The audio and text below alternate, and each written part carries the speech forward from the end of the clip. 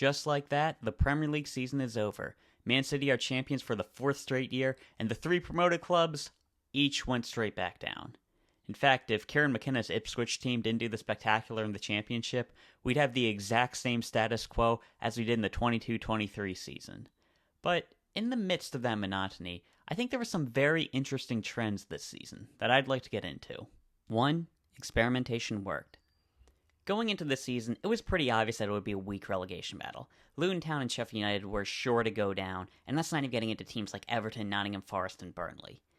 It was pretty obvious that 40 points wouldn't be the mark you needed to hit to survive. In fact, 27 ended up being what you needed. With that in mind, some teams had an interesting conundrum. I'm talking about sides who are mid-table but still have a realistic chance of relegation. Should they focus on stability in a season where it should be easy to stay up, or should they gamble? What I'm talking about is clubs had a choice to stick with a Premier League veteran, someone who you know what you're going to get out of, or appoint a high-risk, high-reward manager who would take the club to new heights or embroil them in a relegation battle. I believe this was a choice for Crystal Palace, who chose to stick with Roy Hodgson, Fulham, who extended Marco Silva, Forest, who eventually appointed Nuno Espirito Santo, Bournemouth, who fired Gary O'Neill and appointed Adani Iraola, and Wolves, who picked up O'Neill. Of those decisions, Palace, Forest, and Fulham all stuck with established names, and I think we can say that Palace and Forest made the worst decisions. Starting off with Forest, they barely managed to survive. They started off the season poorly under Steve Cooper, and they replaced him with Premier League veteran Nuno Espirito Santo. And things didn't really change under Nuno. They managed to avoid relegation, but that was more due to other clubs falling off than them doing anything special. Forest only managed to get 36 points this season, and that's before the FFP violations, which deducted them points. If any of the promoted teams this season had been good as any of the promoted teams last season, Forest would have been relegated. Crystal Palace made a mistake in appointing Roy Hodgson. We weren't able to carry out the form that we had at the end of last season and found ourselves in the midst of a relegation battle. And even if we managed to stay up, things were looking pretty bleak. And then we appointed a certain Austrian with no Premier League experience. And suddenly, there was hope. Mateta found form, Wharton was a revelation, and we allowed Elise Neze to get healthy. And with that, things looked great. We ended the season on a huge high, and now there's huge hope for the future. And all that happened because we took a chance on a manager. Fulham is the exception to this rule, as Marco Silva's side had a good season for the second straight year, and this was despite losing star striker Mitrovic. However, their points tally did decrease from last season, which isn't something you can say about the teams that experimented. Case in point, Bournemouth. It was a harsh decision to let go of Gary O'Neill after he kept the cherries up, but Adani Iraola has proven to be a great appointment. Bournemouth finished 12th on 48 points, and that was despite a rough start. It took them 10 matches to win a game, and they were in the relegation zone until Everton received a points deduction. But once the squad adjusted to Iraola's ideas, they never looked back. They ended the season on a high. Dominic Solanke looks like one of the top strikers in the league, and they look to be even better next season. The gamble to hire Iraola has definitely paid off, though it was still harsh to sack Gary O'Neill. Speaking of O'Neill, let's move on to Wolves. You could certainly argue they took a risk in hiring a manager in his second ever season after he got sacked following his first. However, when you appoint the manager who kept Bournemouth up after that 9-0 defeat to Liverpool, that seems like a pretty sound decision. Either way, Wolves were good this season. They were able to stay up despite me and I think a few others predicting them to get relegated, but they were solidly mid-table throughout the campaign, never really worrying about relegation at all. I'm really curious to see what Gary O'Neill can do with this team as he finally has a full off-season with the club and Wolves are able to spend more. It was definitely a good decision to appoint O'Neill. My conclusion is that it paid to experiment this past season. Palace and Forest both stagnated under established Premier League names, while Wolves, Bournemouth, and Palace under Glasner all improved with young or at least new to England managers. So with that information in mind, would I suggest that mid-table clubs experiment again this coming season? Well, no. I don't think that next season the bottom of the league will be as bad as this year. It's almost a guarantee that Leicester and Southampton will put up much more of a fight than Luton and Sheffield United, and Kieran McKenna's Ipswich team shouldn't be taken lightly either. This past year might have been the last time in a while that a club could afford to experiment like this. I mean, next year, do you think a club will be able to afford to not win any of their first 9 matches and still stay up pretty easily? I don't think so. I think that Bournemouth, Wolves, and eventually Palace end up making a great decision that'll help them build on success by taking that experiment this season when they had the chance to. Number 2, a new era. I believe we're coming into a new era of the Premier League. Klopp just left Liverpool, and in addition, it appears that Pep Guardiola is going to be in his last season at Man City. But more than that, I'm talking about a mix-up in the hierarchy of the top of the Premier League. And I think the club that exemplifies that the most is Arsenal. Arsenal finished second in the Premier League, losing out to City once again. It's a familiar bad feeling, but when you take a step back, it's clear that progress has been made. They pushed City to the brink this season, only losing out on the final day. And in addition, they had a solid showing in their return to the Champions League. Now, this might have been basically the expectation for Arsenal, but they still did it.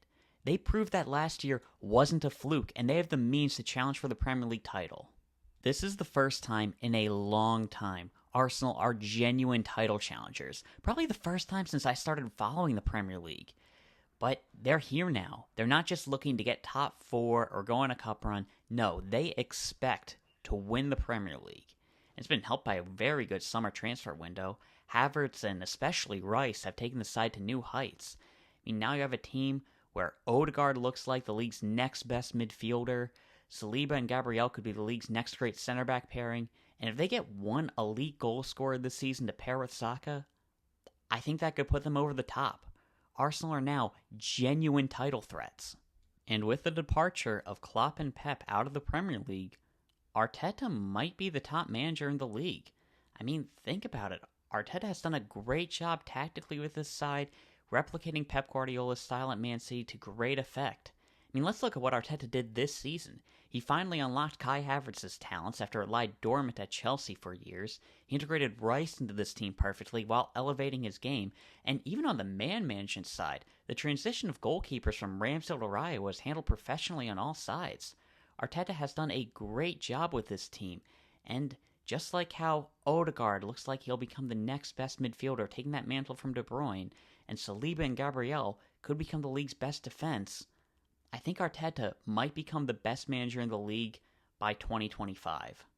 And with that, I think Arsenal are solidified as real, genuine title threats, the top of the Big Six, heading into this new Premier League era. But Arsenal isn't the only club shaking up the Premier League's hierarchy. I mean, Arsenal are much better than they were in the 2010s, but they were still Champions League regulars.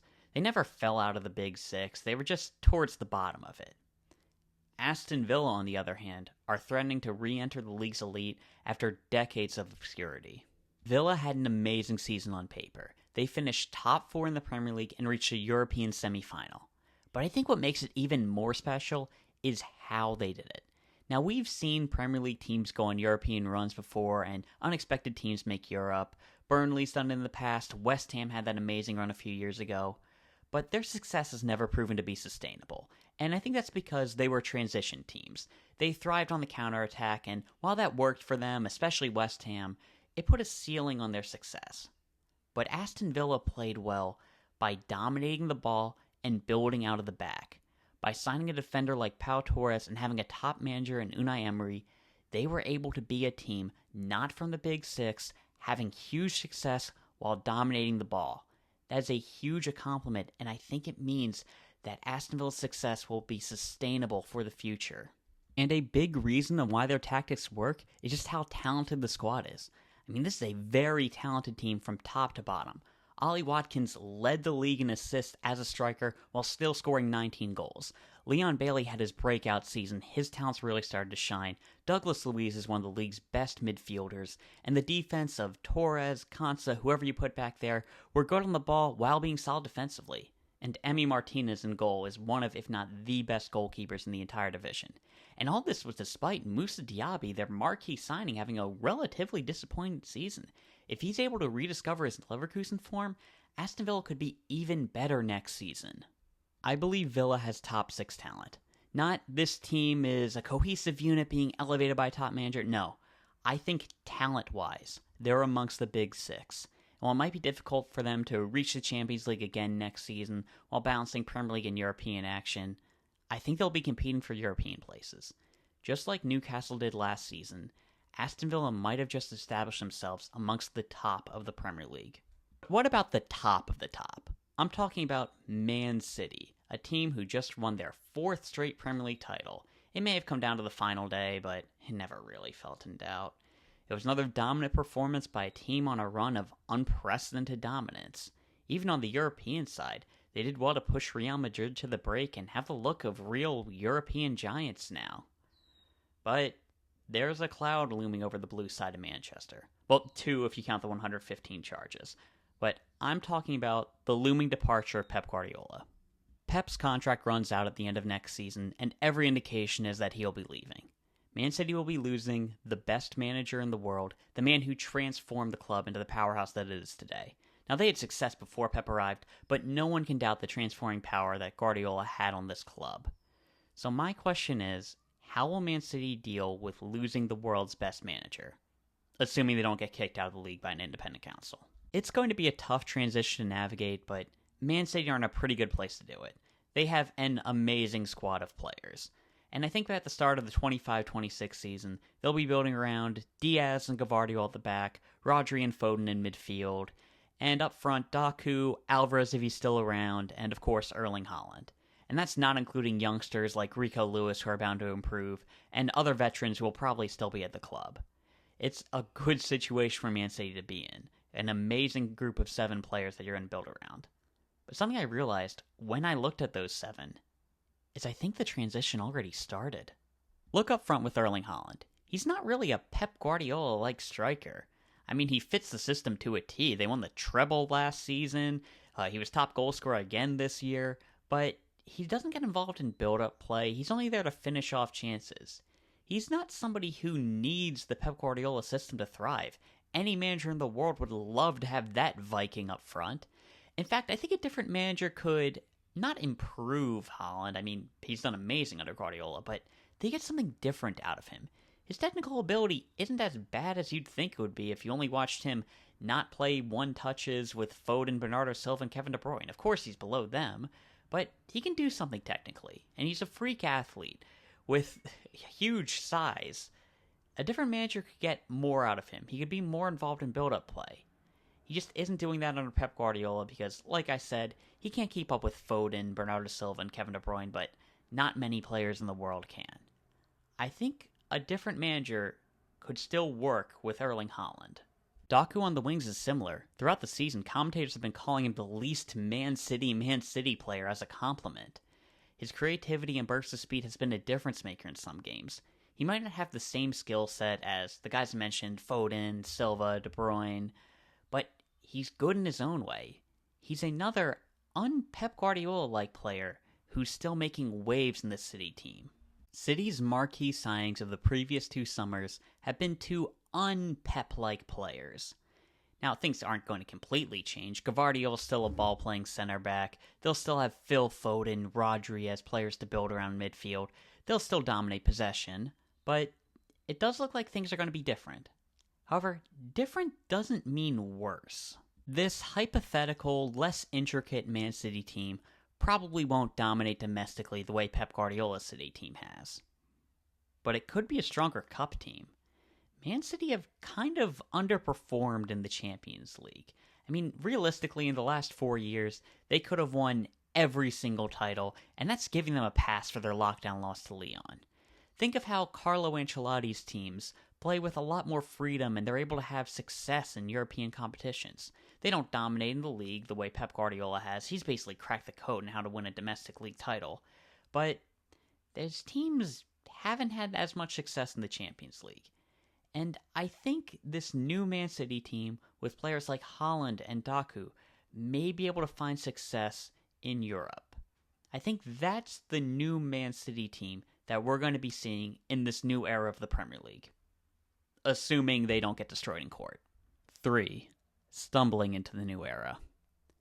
Both Chelsea and United ended the season on a high, with Chelsea winning their last 5 games to qualify for Europe, while United lifted the FA Cup trophy over their rivals Man City. However, despite those causes for optimism, I think both clubs may be in a worse position than they were to start last season. Let's start with Chelsea. After the season, Chelsea sacked Pochettino. All that positive momentum they had at the end of the season, it's gone. But who they bring in as a replacement? Enzo Maresca. He is another Pep Guardiola disciple. He was a youth team coach and assistant on the treble-winning team. But most recently, he's been a head coach of Leicester City, where he helped them get promoted. That's his second ever job. He was at Parma for a little bit. It didn't go too well. But he helped Leicester get promoted as champions of the championship. So I think best case scenario, Chelsea appointed the next Mikel Arteta. It took Arsenal 3 seasons to reach the Champions League under Arteta. I don't honestly know if Boehly will have the patience to wait that long. And Arteta is the best case scenario. This could easily go wrong. And even if they're a strong team, to reach the Champions League, they have to get past some good teams in Man City, Arsenal, Tottenham, the resurgent Newcastle and Villa, plus Manchester United, and all this is going to be done while balancing the Conference League. They'd probably be the favorites of the Conference League if they decide to play in it and take it seriously, but will they really want to do that just to reach the Europa League? I mean, balancing European competitions and the Conference League is going to be difficult. I think it might be wise to not take the Conference League particularly seriously. I think this is a Chelsea team that should be able to be a top 7 side in the Premier League to qualify for the Europa League once again. Now, that is going to be difficult. I was going through the squad. I think they're about in that 6 to 7 range, so I think Maresca will have to get the best out of this team to be able to stay ahead of all those teams I mentioned earlier, plus even clubs like Brighton, West Ham, maybe Crystal Palace, if they have a really strong season. It's going to be difficult with the squad they have now, and I don't think you can really count on Chelsea getting better. With Todd Boehly, they have spent so much and really not had much success. Cole Palmer has been amazing. Caicedo, I think they overpaid for him, but he's certainly good. I think he's a player to build around for the future. We'll see if Nkunku can stay healthy, how he'll be in that season. But it's not been great for Chelsea. You can't account for them to improve. You need the manager to get the best out of a squad that's probably going to be losing players like Conor Gallagher and Trevor Chalobah as they have to align with FFP regulations. It's going to be difficult for Chelsea. I'm not saying they're going to fall off into obscurity or anything, but by the standards set under Roman Abramovich, they're in a bad place. Then you have Manchester United. Unlike Chelsea, I actually like the talent on this squad. Onana's good in goal, if healthy, and that's a big if. Their defense is very good. Bruno Fernandes is a difference maker in midfield.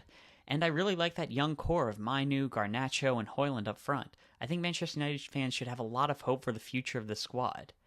And even players like Rashford, Maguire, Wan-Bissaka, Mason Mount can have success in certain situations.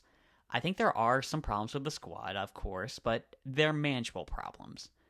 My bigger issue with this team is the manager. United were awful last season under Erik ten Hag. They have not evolved at all from the transition team that they were under Ole Gunnar Solskjaer, and that's despite significant investment into this team. Ten Hag has done a very bad job at getting the best out of his players. I mean, they're incapable of playing out of the back in a league where Brighton and Brentford do that on a regular basis. You can't tell me that Raphael Varane is incapable of doing what Lewis Dunk does every single week. And because they aren't able to play out of the back, some of the signings don't make sense. For example, Andre Onana. I think he's an amazing goalkeeper. We saw how good he was for Inter Milan. However, when you're not able to play out the back, you take away his ability with his feet, which is the main selling point of Onana. So now it's just £50 million for maybe a slight upgrade and definitely getting younger on David De Gea. And it's not just Onana. Most of Erik ten Hag's signings haven't worked out. This season, Mason Mount and Amrabat have not made an impact at all. And Højlund, while I do like his potential, for £70 million, you'd hope for a little bit more than 10 goals while not offering much in possession.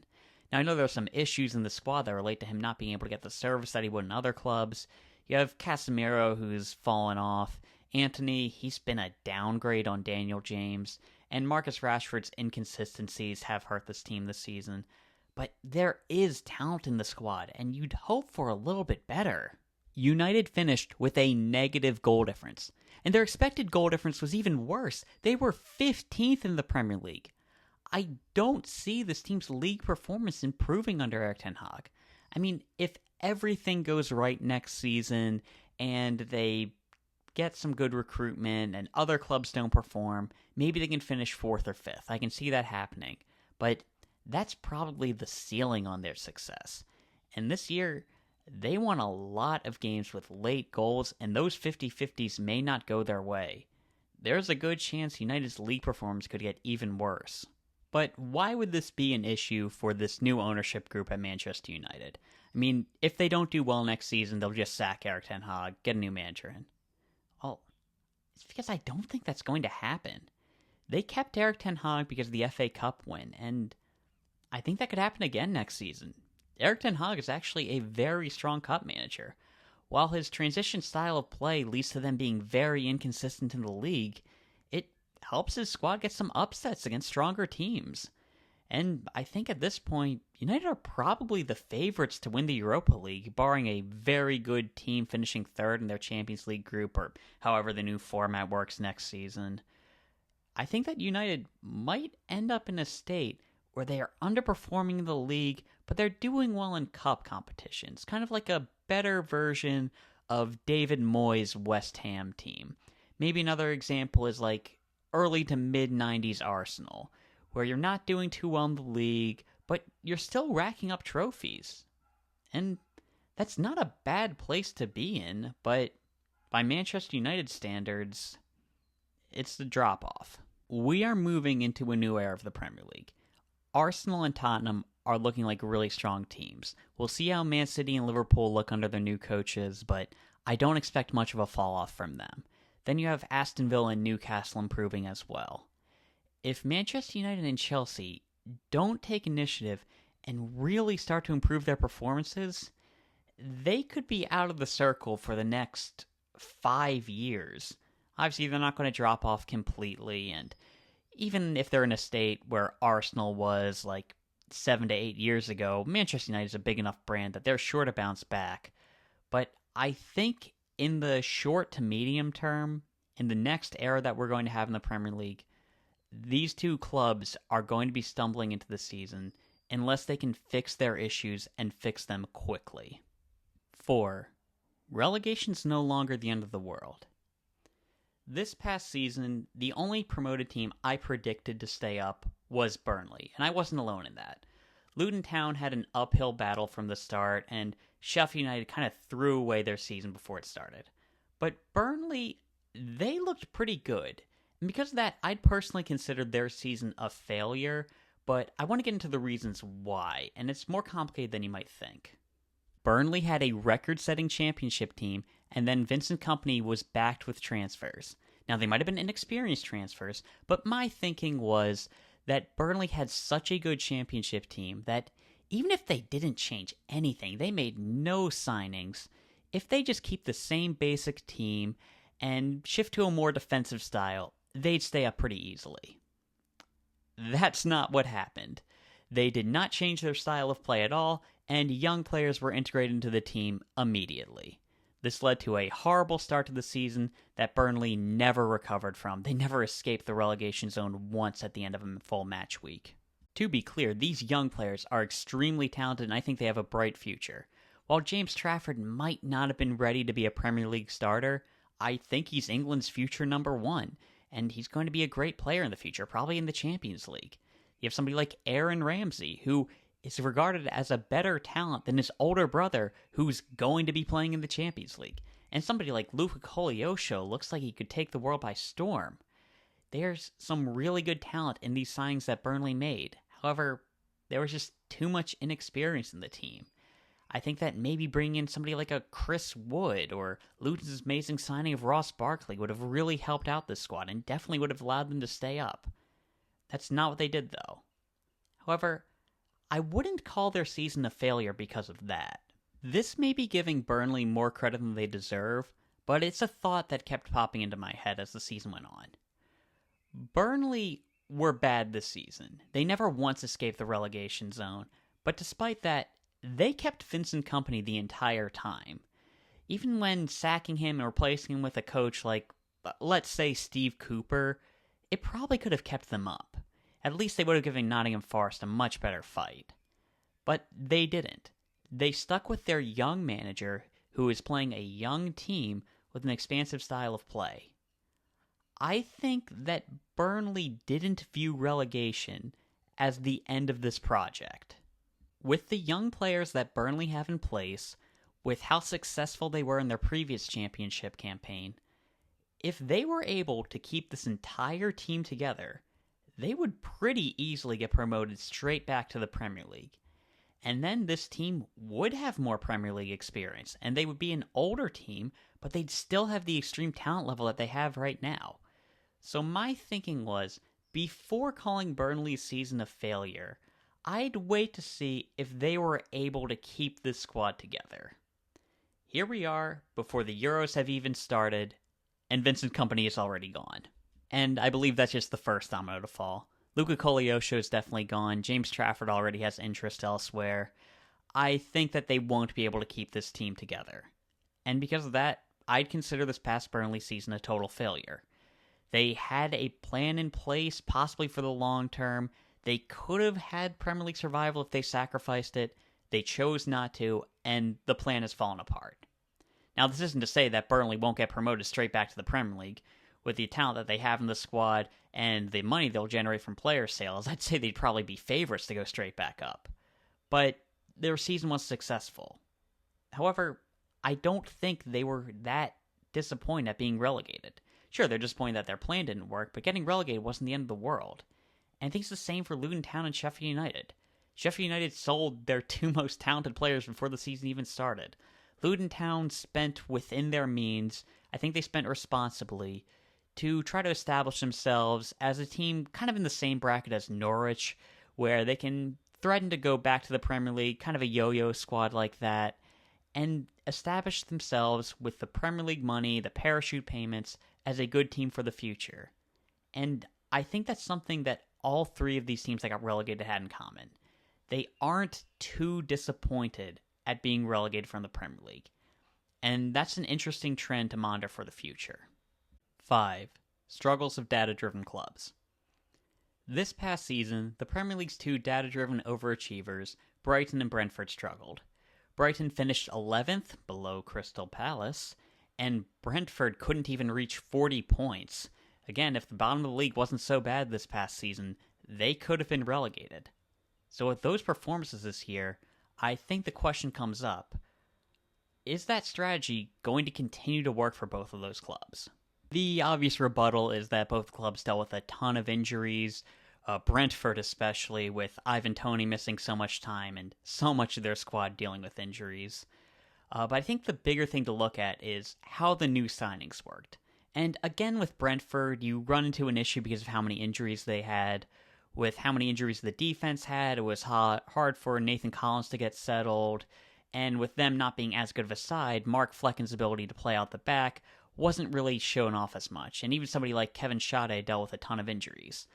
I think you have to wait another season before really making a judgment on Brentford, but I am glad that it looks like they'll be sticking with Thomas Frank. Brighton, on the other hand, they still got it. This past season, their recruitment of João Pedro was superb, looks to be a remarkable addition to the squad, while Baleba and Barco as well look like solid additions for the future. And one player I want to talk a bit about is Bart Verbruggen, who, when I did my statistical rankings of every goalkeeper, he came out third on the list. And I think he's only going to get better as his shot stopping improves with consistency, as he doesn't get rotated with Jason Steele hopefully next season. And he's going to be the number one for the Netherlands at the Euro. I'm going to call my shot. You heard it here first. Bart Verbruggen will be the most expensive goalkeeper ever in the near future. You heard it here first. Remember that. But I think Brighton, you can tell, their recruitment was still superb. And even before their injuries, they were looking like a strong team contending for Europe. Their fall off only happened once they started to get hurt. And they still had a very good Europa League run, only going out to a strong Roma team. I think that Brighton are set up well for the future. We'll see how they do under Fabian Hurzeller. Losing De Zerbi is going to hurt. I do think that their defense was looking pretty weak under him, so there definitely is room for improvement. But appointing a 31-year-old, it's a pretty big risk. However, as we saw early in this video, risks can pay off. the dad-driven clubs should remain successful for the near future. Brentford, maybe you have to monitor them a bit. Their fall-off was pretty bad this season, but as I said, that was injuries. And Brighton, they look superb for the future.